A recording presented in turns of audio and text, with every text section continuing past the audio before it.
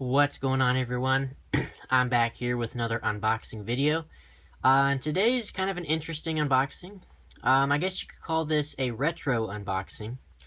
And what I'm going to be unboxing is the first generation iPhone that was released back in 2007. So I picked this up off of eBay for about, give or take, about $20. To be honest, it's a really good deal. It also had free shipping. So, incredibly good deal for what is in here. And it should also come with a 30-pin dot connector cable, as well as a screen protector. So, let's go ahead and get into this package. And I've already kind of ripped the top part just to make things easier. But let's go ahead and get everything out. So, that's a piece of plastic. Okay, let's see. Yeah, okay, so there's a screen protector. So that's pretty cool that it comes with that. There's the phone itself. And yes, there is the 30-pin cable. So considering, like I said, $20 for the first-gen iPhone with these two other accessories is actually a really good deal. You don't normally see that on eBay. Most people sell used iPhones without the USB cable, which is kind of odd. But yeah, it's nice to know that this one comes with it. So there's that, and the screen protector, along with a microfiber cloth as well. So that's kind of cool. Anyway, the main star of this video is the first-gen iPhone itself. So let's go ahead and get it out of this bubble wrap and see what kind of condition it is in. The screen looks to be in okay shape. It's got some fingerprints and stuff on it, but I could easily wipe that off with no problem.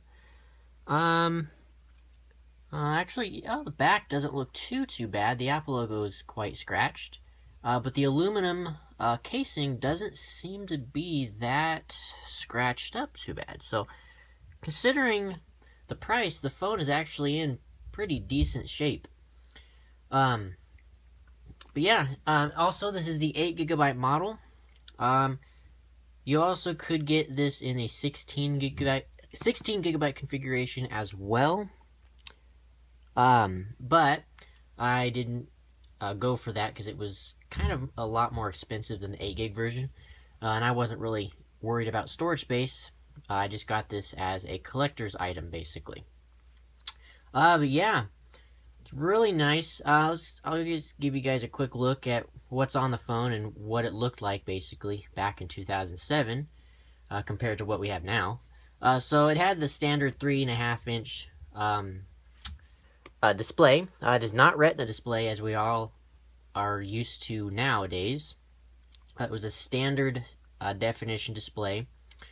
For the time, it was a quite good display. It was, of course, not the best in comparison to today's standards, but back then this screen was actually really good and pretty phenomenal, actually, to be honest, because the glass capacitive touchscreen was also an innovative thing at the time. Most touchscreen phones back in the day had resistive touchscreens, which were not as accurate as capacitive. So that was a big improvement of the original iPhone back in 2007. But moving on from the display, we have the standard home button, which is the same thing as we have nowadays, just most the newer iPhones have Touch ID rather than the standard little home button, but it's basically the same thing. We have our earpiece along with the ambient light sensor and proximity sensor, so those are all still there, or those are all on this particular first-gen iPhone. On this side, we have our volume rocker. Nowadays, on the iPhone 6, it is separated, so that's a little change. And then we have the mute switch, which has been there all the way back since this phone. It's kind of cool. On the back, we had the widely criticized 2-megapixel camera because at the time it did not record video, and the pictures you took with it were not very good, comparing it to some other of the phones that were on the market at the time. So it's kind of interesting that Apple went this route with that particular camera. And it doesn't have autofocus or anything like that either. So it is a very, very basic camera that takes only pictures. So yeah, it's quite interesting, but kind of funny to think about. On this side, we have nothing. On the top, we have another widely criticized feature of this particular phone, is the recessed headphone jack. That was a feature, or not feature, rather, a design aspect of this phone that people absolutely hated, because basically only your Apple headphones would work because of how recessed it is.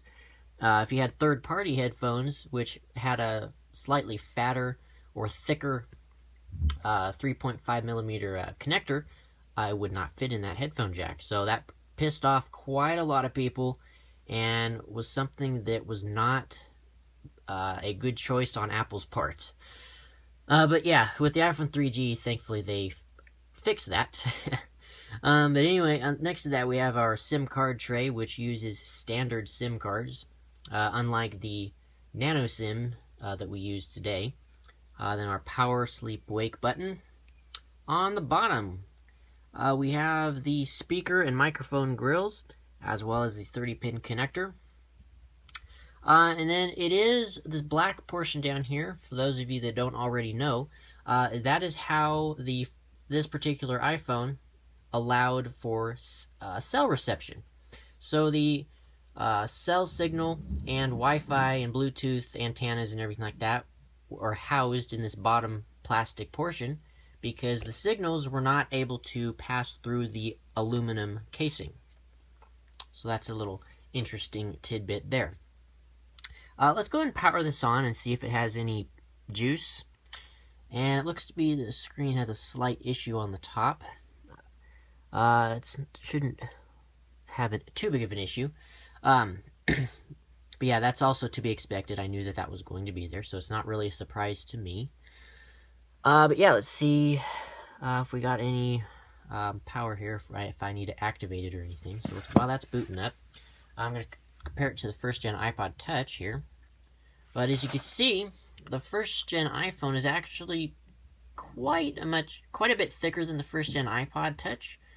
But considering this was what is packed into this particular phone, the thinness is actually quite incredible. I was expecting it to be a lot thicker than what it actually is, but quite interesting. And it is requiring... Oh, actually, no, it doesn't. There we go. So actually, the phone does not need to be activated via a SIM card. So that's quite interesting. Okay, that's kind of cool. And I might get a screen replacement and try to see if I can fix that weird glitch on the top of the screen there. So I'll see about that. But anyway, that is basically it of this retro unboxing. Hope you guys have enjoyed. Make sure to hit that subscribe button right down there. Also hit the like button as well. It's much appreciated and lets me know that you guys are enjoying my videos. Also, if you guys have any questions about this particular video or about the phone itself or anything like that, drop a comment in the comment section below and I'll get back to them as soon as I can. So yes, with that being said, once again, hope you guys have enjoyed this video and I will see you guys in the next one. Peace out.